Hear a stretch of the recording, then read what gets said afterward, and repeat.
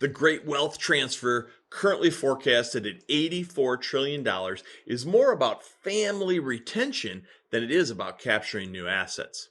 Today, I'm going to explain to you what you need to focus on, how you need to stage your practice so that you are lined up for success on this $84 trillion opportunity.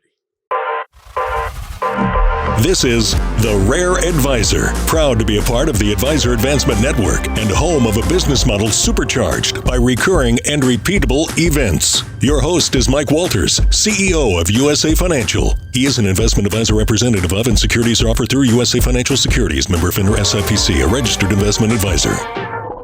Hey, welcome. Today I want to speak to you about the $84 trillion wealth transfer that's coming your way. It's really about not just capturing new assets. Everybody makes that general assumption. I want to talk to you specifically about retention of assets and how important that is. So currently, it is forecasted that there is $84 trillion. This was actually in an article from Investment News, January 21st, 2022, titled, With 84 trillion wealth, With 84 trillion wealth transfer coming, advisors should be licking their chops. Now, quick reference. Going back to 2011, the same group, Sorelli, was forecasting the wealth transfer then, and usually they do this over like a 20-year anticipated period for wealth transfer. The wealth transfer they were predicting or forecasting in 2011, at that time it was $38 trillion. Fast forward to 2018, the forecast becomes $68 trillion, a $30 trillion increase. Fast forward again from 2018 to 2022, only a 4-year time frame, I might add, and suddenly we're up to $84 trillion on this forecast. Now, there's an obvious opportunity there to gather new assets. I don't want to downplay that, but what I want to focus on for you today is the importance of retention, because we also publish a white paper, if you will. It's a report called the Advisor Blue Book. If you've never received this, if you want a copy of it, email me directly. Just put rare in the subject line and, maybe a little extra descriptive about wanting the Advisor Blue Book report. Give us your details. Be specific to give me an email and name and so on, and I'll have the team get it out to you. But in the Advisor Blue Book, amongst a whole lot of other content, I quote some stats. Again, it was from Investment News. This goes back to 2019 and 2015. One of the articles was titled, Dealing with Widows Requires Empathy and Patience. The other article was The Great Wealth Transfer is Coming, Putting Advisors at Risk. So there's 3 articles you might want to go pull up, by the way. I'll give them all to you again. The first one, talking about the current wealth transfer taking place today, that is titled, With $84 trillion of wealth transfer coming, advisors should be licking their chops. That's an Investment News article. Next Investment News article, Dealing with Widows Requires Empathy and Patience. Final one, again, all Investment News articles, The Great Wealth Transfer is Coming, Putting Advisors at Risk. So let's stitch together the stats that are most important out of those articles. Now, we've got the 84 trillion, so that's a biggie. Now let's go into, what does retention look like? Because retention is the key. If I'm bringing 10 million of a new AUM in the door, but 7 million is walking out the door, or let's even just say it's 5 million is walking out the door, then my net addition is 5 million, or my net addition is X, whatever it is, right? If I could retain 100% of that or close to it, the actual new asset number in terms of net goes through the roof very, very quickly. And advisors really don't pay close enough attention to the volume of assets that walk out of the door on average on an annual basis. So here's the stats that were given out of some of those articles. And again, I'm going to create kind of like a cascading effect as we walk through this. So think of this as being like almost like a set of dominoes. They're going to build and knock into each other. So the first one, 80% of women will die single. 80% of men will die married. Just let that sink in for a second. 80% of women will die single. 80% of men will die married. Not going to dive into the health issues and why that all is. You've probably heard that a million times before, but generally speaking, women outlive the men. So 80% of all women will die single. 80% of all men will die married.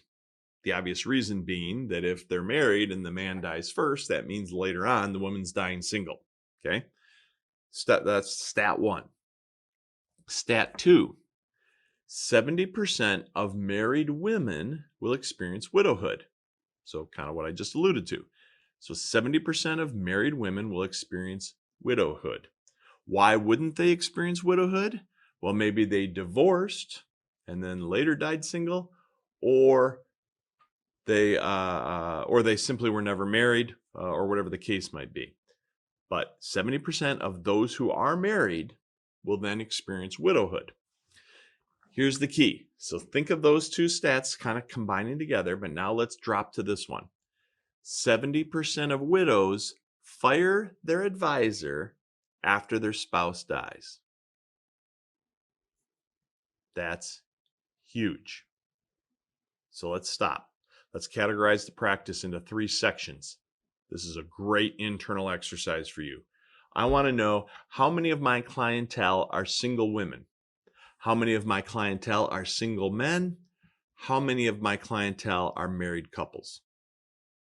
And now I can start running stats on this stuff.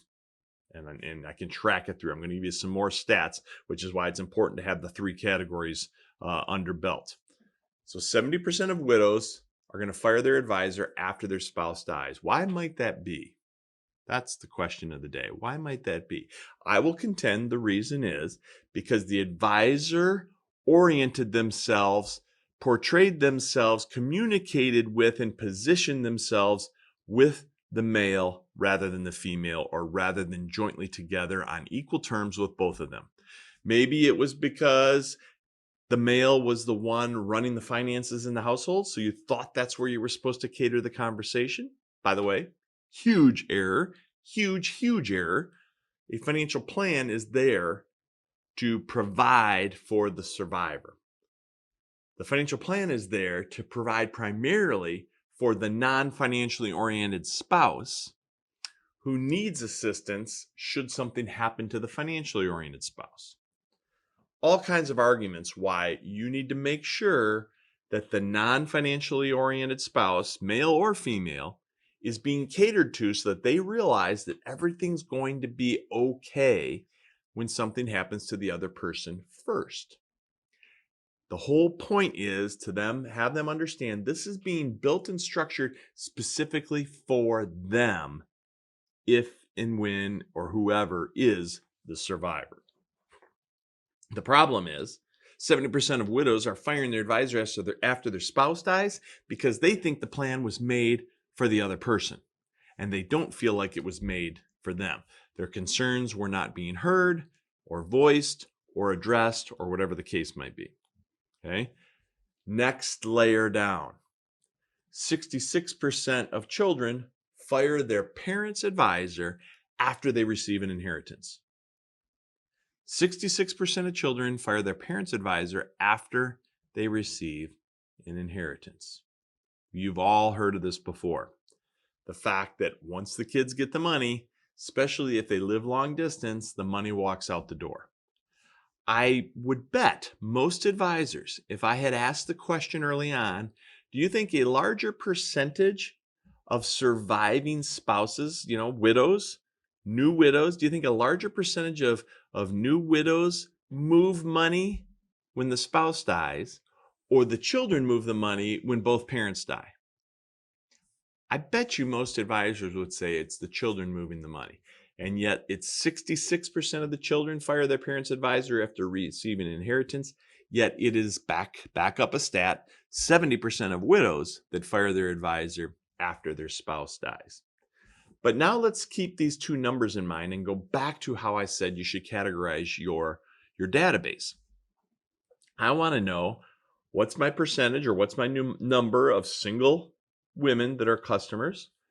What's my percentage or number of single men that are customers? What's my percentage or number that are married couples that are customers? And then I'm going to apply that. If they're a married couple, that married couple category, then I'm going to say, okay, well, 80% of the men are going to die married, 80% of the women are going to die single. So now that means 80% of that number will ultimately apply to the 70% numeric of 70% of widows firing their advisors after their spouse dies. Follow me? Okay. Now I'm going to take all three categories, single women, single men, married couples, and I can apply the 66% loss of children, because 66% of the children are firing their parents after their parents' advisor, I should say, after they receive an inheritance. So any way you slice it, whether you have to take 70% off of one component, meaning the married couple grouping, and then take another 66% off of that, or whether you just have to take 66% off of your single customers, either way, the volume of assets that will walk out the door that are part of the 84 trillion we started our conversation with. So what you're doing is you're creating an opportunity for the other competing advisor to come in and take those assets from you and your practice due to a death, one way or another. Whether they were married or not married, the death triggers dollars walking out the door, statistically speaking. So you don't want to serve up your little corner of that 84 trillion to the rest of the world to have them take it and walk out the door to another advisor. You want to put a fence around that. You want to create value with your clientele so that that money is sticky. And then you can still go after everybody else's portion of the 84 trillion. So the key is, think about how you're focusing your orientation of your planning, your communication, your updates, your entire interactions with your clients.